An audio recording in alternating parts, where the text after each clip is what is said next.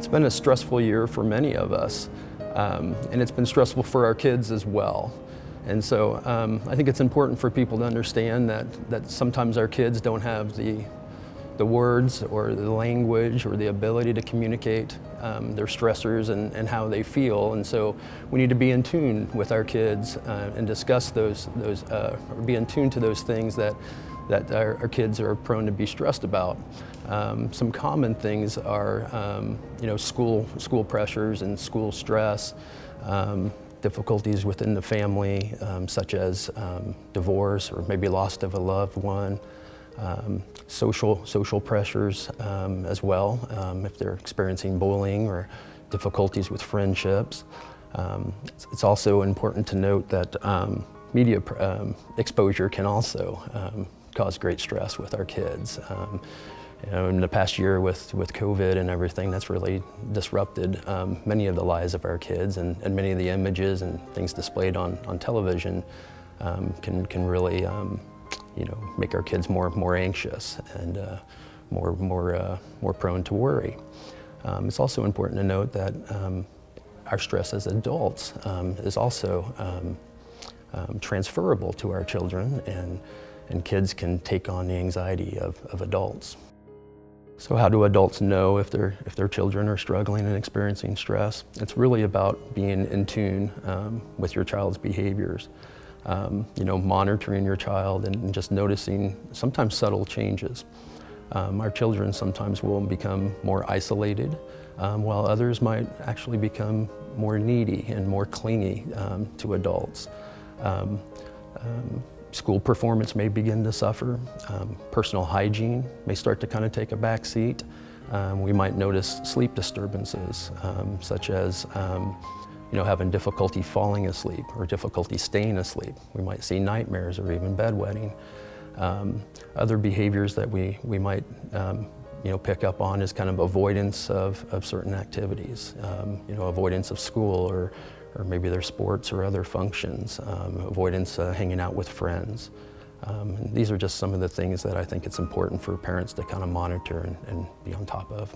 So if we're noticing those signs of stress, what can parents do about it? I think one of the things we can do is make sure we have a good structure and a good routine for our children. And so, a good sleep schedule, consistent bedtime, consistent time waking up, a good morning routine, making sure we're getting nutritious meals and we're eating meals at the same time, and just kind of having a predictable schedule.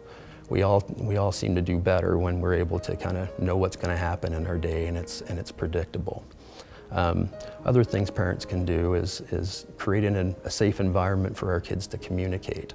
And timing is really everything here. It's about giving ample opportunities for our kids to talk so that we can hit it at that time when they're most likely to be able to talk to us. And so be able to listen to our kids in kind of a non-judgmental way and really just kind of normalize how they're feeling. And let them know it's okay. It's okay to be fearful. It's okay to be anxious. It's okay to be angry. It's okay to be sad sometimes. And just really kind of normalize those feelings for them. Even share examples from our own personal lives sometimes of some of those emotions that we feel, just to really kind of normalize and let them know, hey, this is okay.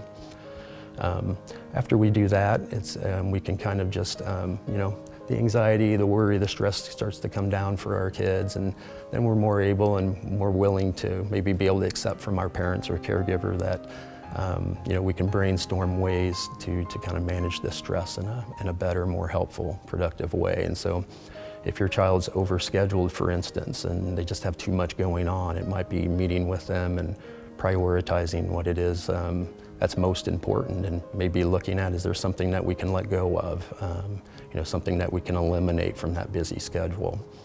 And another example, if our kid's kind of struggling at school, we can reach out to teachers and get extra help. We can, it's often very helpful to set aside a certain study time for your kid as part of that structure and routine, just a consistent time for them to be able to complete work.